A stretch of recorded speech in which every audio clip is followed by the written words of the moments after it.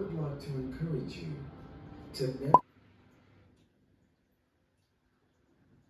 Good morning, guys. Umuulan na naman, guys. So, yung nilagay namin na sako dun sa aming driveway. Check natin mamaya kung nag-work ba. Guys, start na naman tayo ng ating Tuesday. Today is Tuesday, August 6. So, yun. At umuulan. Nag-continue akong maglaba. So, yun. Nagsampay ako dyan para matayo sa aming heater. So, hi guys! Natapos na yung ulan, wala ng ulan. And nakaligo na rin ako and I'm still waiting for my husband. Kasi sabi niya malilate daw siya today. It's already 12:04. So, sabi niya malilate siya. So, baka mga 1 pa yung darating. Kasi kahapon 1 din siya nakauwi. So, I guess ganun din. Buti, pero kumain ako ng breakfast. And nag-boiled egg ako ng 3. And then, naligo na ako, guys. Wala na akong gagawin today kasi nakapaglinis na ako kahapon. But, I'm still finishing the washing. Kasi, wala akong masampayan kahapon. Kaya, hindi ko siya natapos. Kasi nga, umuulan kahapon also. So, wala tayong sampayan sa labas. Kaya, dito ako nagsasampay sa loob. And, ayan, oh. Yan. And then, yung sa aming spare room, meron din akong sinasampay doon sa loob. So, kung matuyo yun, ililipat ko. But at least, madali lang silang matuyo dito kasi may heater sa loob. Ina-acid naman ako. Gusto ko talaga sana magkape. Pero yung acid ko nakakainis. Ang sarap talaga magkape. Hindi naman ako ganun ka-addict sa kape before. Nung sa Pilipinas ako, hindi ako masyadong nagkakape. Ngayon, nandito lang. Nung dito na nag-ano yung acid ko sa Australia. Siguro sa weather din, pag malamig. Sabi nila, hindi ko alam. And then, sa mga foods din siguro nila, ganyan. So, nagkakaroon ako ng sa acid ko, guys. Pero hindi ko na nga siya tinitake talaga lagi. Kasi, medyo malakas siya. So, parang inaano niya lang yung pain na nafe-feel ko sa aking gas. But, yeah, bumabalik pa rin siya. Pag uminom or kumakain ako ng bawal. So, yun yung problema. But anyways, hintayin ko na lang si Craig talaga before ako kumain para at least may kasama din siya mamaya. And yun, nakikinig ako ng music and then ng mga Bible verses.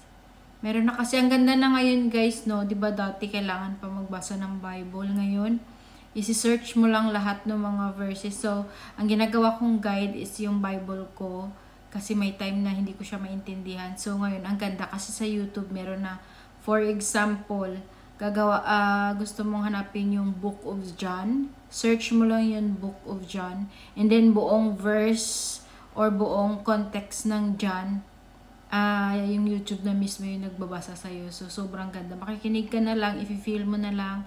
And then, last time, in-offer ko kay Craig, sabi ko, what if every weekend makinig tayo ng mga na Jesus Christ ng for 30 minutes. 30 minutes for now yung inaano ko kay Craig. So, last Sunday, sabi ko, makinig tayo ng first talaga yung Genesis 1 hanggang Genesis 11 kami natapos namin yung Genesis 1 to 11 na panood namin ni Craig. So, madaming question din yung asawa ko, guys, kasi nga parang lumaki naman daw talaga sila na alam nung high school siya, hindi, nung elementary siya, meron silang Sunday school. So, medyo nakakaano din siya sa Bible. Pero hindi talaga sila dito na palasimba or whatever. Mababait yung mga tao dito, pero bihira ka makakita ng mga taong nagsisimba. Nakasimba nga ako sa mga church nila dito, guys. Wala kang makikitang mga bata dito or mga teenagers masyado na nagsisimba. Wala. Sobrang nakakasad kasi, di ba, parang medyo naniniwala naman siguro sila, pero hindi sila masyado nagpo-force ng ganun. Parang, so ganun, tinatry ko din. Siyempre, kung mahal mo yung isang tao, di ba? So, yun, sinasabi ko kay Craig na makinig kami minsan ng mga Bible, magbabasa kami, or kahit makinig na lang, wag na lang magbasa. mga verses kasi everything is in internet now, so why not use the internet, 'di ba, to discover about the Jesus Christ, about the Lord, yung mga gusto mo pang matutunan, malaman para makilala siya. So yun yung ginawa ko. Hindi ko naman pinipilit yung asawa ko, guys, pero sabi ko why not just for 30 minutes every week or ano para sa kanya, 'di ba, na maano din siya, maka-open up din siya or malaman niya din yung magandang balita about kay Jesus. So yun, guys, ang daming question ng asawa ko. Ako, hindi naman ako ganun ka-expert talaga, diba? Kasi kahit ako also sa sarili ko, parang hindi pa ako matured sa ating yung about kay Jesus Christ, kasi nagdi-discover din ako ng about sa kanya, sa mga para matutunan yung about sa kanya. So, ang daming question ng asawa ko. Hindi ko siya masagot. Sabi ko, babe, let's just watch this. So, yun yung pinapanood namin. Mayroon naman akong kaunti-unti na masasabi, ganyan. Pero more on talaga, pa siya. Oh, why this? Why that? Dami niyang tanong. So, sabi ko, mas magandang panuorin natin yung mga buong ng Bible para malaman natin yung mga tanong mo masagot dito. Kasi ako mismo, nahihirapan din akong magsagot. Syempre, hindi naman, nagsastart pa din ako na parang, yung mga, ni Jesus Christ, ganyan. So, it's, basta ng lang. Syempre, kung mahal natin yung mga tao sa paligid natin, guys, mas magandang i-share natin sa kanila yung mga salita ng Panginoon, diba? Kasi, yun yung the best na ma-share natin sa kanila, kasi heaven is real, hell is real. So if we love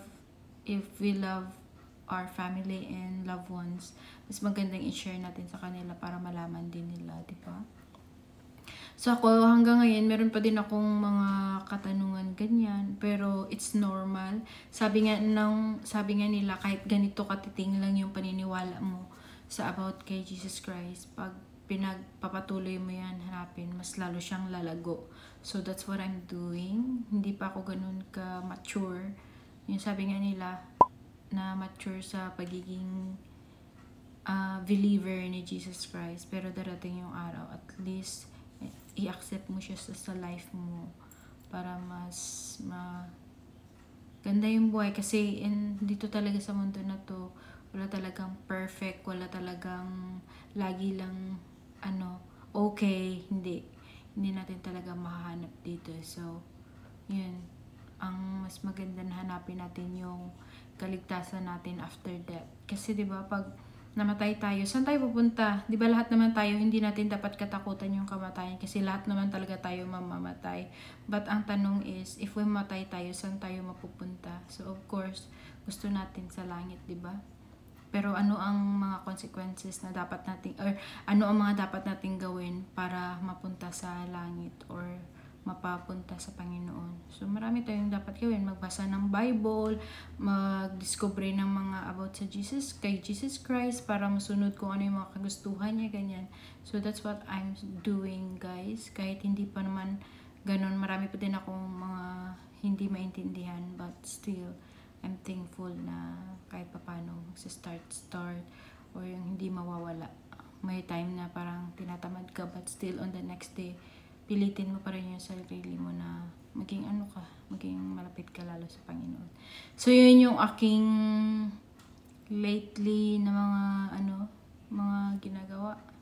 But yeah, and I'm not gonna hindi ako mahiya na i-share din yun sa asawa ko, kasi diba, kung gusto mo mapunta sa langit, bakit hindi mo isasama yung pamilya at yung asawa natin, diba? Yung mahal natin sa buhay. Kasi ang lungkot nun na ikaw nasa langit, tapos sila doon nakikita mo sa impyerno, diba? So, dapat share the gospel, read the Bible, and share the good news about Jesus Christ. So, ayun lang, guys. And babalik ako ulit mamaya pag nandito na yung asawa ko. So, ayan. Thank you. So, balak ko palang palitan yung aking kuko, guys, ay yung nails. Magti-change color ako kasi natanggal na ito. So, balak ko siyang music! Wait lang, guys. Makaka-copyright tayo. So, yan, papalitan ko siya. Kasi meron na din siya tumutubo na, Kita nyo ba yan? Yung dito. Hindi pa naman siya ganun kataas yung tubo, pero ewan ko, mas gusto ko lang magpalit ng color since wala naman akong gagawin. So, ayan siya. But anyway, mayroon na kasi siyang mga chips, oh. Hindi niyo makita yan. So, hindi na siya maganda. So, gagawin. Gumamit kasi ako ng gel this time, pero gusto ko talaga yung dipping powder kasi hindi na chip kasi pag dipping powder, talagang para siyang stone, tumatigas sa kuko. So, ayan. Anyway, pakita ko sa inyo guys, iniba ko na naman yung aking ano dito guys, oh. Kasi, ewan ko lang. Wala tayong magawa. Palaging paiba-iba yung ano ng bahay. So, ayan. Din-display ko yung aming wedding picture. Then, yung mga books ko. And then, ako. And then, my niece. Yan yung 18th birthday nung girlfriend ng kapatid ko. So, ayan. Ang ganda. 'Di ba? Kasi match yung color ng aming frame sa mga display. So, ang ganda lang. Diyan ko siya ilalagay. I mean, yan na. Mas maganda siya pag ganyan. Para kahit kunti, may picture kami dito sa loob, sa living room namin. So, ayan. Oh, 'di ba mainit na, guys? Tingnan niyo yung init. Lumalabas na si Haring Araw. Guys, ito yung aking Bible, yung version ni King James Version. So, ito siya, malaki yan. And, ito ang ginagawa ko guys, kasi yung kay King James, parang medyo malalim yung English niya, or minsan may ganyan. Diba, nung first ko nabasa, hindi ko na-gets yun, pero ngayon, naiintindihan ko na siya. So, what I do is, hanapin ko lang, wait lang guys ha. So, diba, ito yung context ng ating Bible. So, ganyan siya.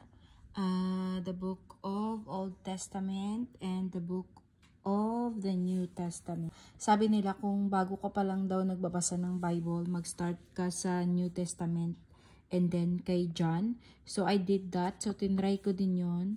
And yung, ano dito, saan ba? Yung Revelation, guys. Diyan na yung maraming nagsasabi na nakakatakot daw. But it's really good sa Revelation na to. Kasi parang sinishare na dito kung ano yung mangyayari sa future natin. Yung pagbabalik na ni Jesus Christ. So, but yung sinasabi ko sa inyo guys na makikita na kahit wala ka ng Bible, pumunta ka na lang sa YouTube. Tapos i-search mo. Halimbawa ganito, nag-start kami ni Craig ng Genesis 1. So, ang ginagawa ko, diba? Or kahit saan dyan, kung saan mo gusto magsimula. Walang problema kung saan mo gustong unahin dyan. So, i-search mo lang yan siya sa YouTube. Ganito, guys, oh. Pakita ko sa inyo. Ganito kasi ginagawa ko. Hindi ko makita yung ano ko dyan. Wala akong salamin. So, kahit i-type mo na lang or sabihin mo. Kasi sa akin may mic to. Pwede ko siyang sabihin sa'yo. Hindi siya makita. So, ayan. Di ba nakita nyo, guys? So, dyan lang. I-search mo lang yung mga title ng mga books sa Bible. Yan. Book of John, Book of Revelation, Acts, napanood ko na din yung Acts. Tapos ito siya, pina-follow ko din yan siya, o si DLM Christian Lifestyle. Ang ganda din ng mga ano nyo dyan, guys. So, sample natin yung Acts. Pag sinare mo yung, pag tinignan mo yung Acts na yun, guys. The Acts of the Apostles. Yan. Acts 1. So, diba, siya na yung magbabasa for you. I first wrote to you about all that Jesus did and taught from the very first. Post ko muna. So, ito sa New Testament yung Book of Acts, guys, diba? So, ayan siya nag-start. So, hanapin natin yung 1128. The Acts. So, ayan siya. So, ngayon, tingnan natin kung ano ba talaga yung, kung ang laman ng book na to or yung nakasulat dito sa Acts, eh, talagang makikita dyan sa YouTube. So, kita ko sa inyo. He was taken up to heaven. But before he was taken up, he gave orders to the apostles he had chosen with the help of the Holy Spirit. For 40 days after Jesus had suffered and died, yung nandyan sa YouTube, guys, mas madali siyang intindihin kasi yung pagka-English niya, yung parang English nowadays. Ito kasi yung nasa Bible, di ba? Parang ano siya, mas masyado siyang malalim. should not depart from Jerusalem, but wait for the promise of the Father, which is sent ye have. Yung parang may mga ganito siya, guys. So it's a little bit ano talaga siya, malalim yung ano ni King James, but I love it. Maintindihan ko na siya. While the apostles were still with Jesus, they asked him, "Lord, are you now going to give Israel its own king again?" Jesus said to them, "You don't need to know the time of those events that only the Father controls. But the Holy Spirit were standing there." So, kung wala kayong Bible, search nyo na lang yung mga ganyan, mga Jeremiah, Daniel, yung ganyan. Then, Matthew, Mark, Luke, John, Acts, Roman, Corinthian, ganyan, search nyo na lang sila. And then, dyan, magiging ganyan na, parang binabasa na sa inyo yung Bible. The apostles who had gone there were So, Peter, diba, ang ganda. John, James, Andrew, Philip.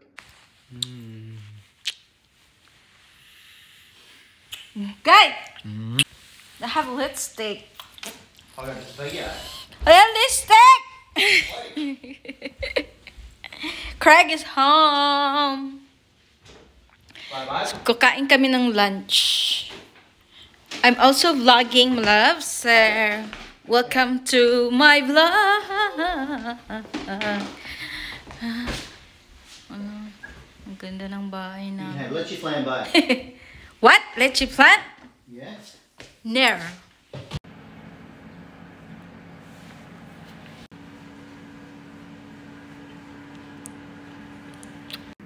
It's good. That's good there. Yeah. How about you there? You There. haven't been bad? I didn't do workout there. Today there. I shower early there. Oh, you've already showered? Yes, there. You should Is work- it not obvious there?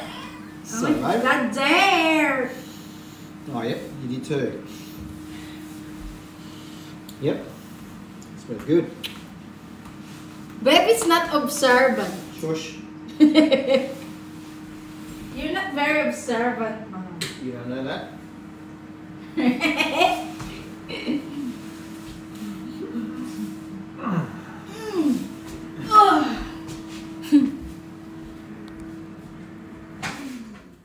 That's Greg lunch, guys. Yep.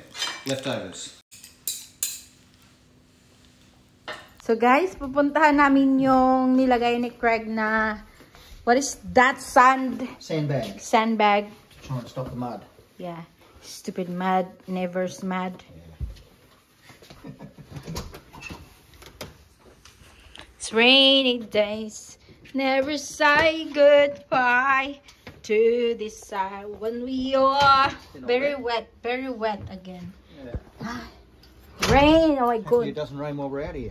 I know. Plant looks good, babe. Yeah, it's alive. Just trying to pull my pants Pee your pants. because I don't want to get wet there. So that's the problem, oh. Yeah. It's cold, babe. Oh my gosh. Ayun guys, oh. Ewan, pero parang meron pa rin. But because of this one, my love, they still have here. Is that all there? Oh, Yeah, maybe even it that. will stop So there. that's the ones going Yeah, there. could be. Or maybe we can make But it's this certainly not- higher a little bit. Certainly not as bad. Yan yung ginawa ni Craig para lang maano. Craig is home, guys. And hindi pa kami nag-dinner. Magdi-dinner kami mamaya ng mga natira naming food. So, nag-chill lang muna kami kasi hindi naman magluluto and music. Fishing. So, yun lang guys. Bye-bye. See you again on our next vlog. Bye!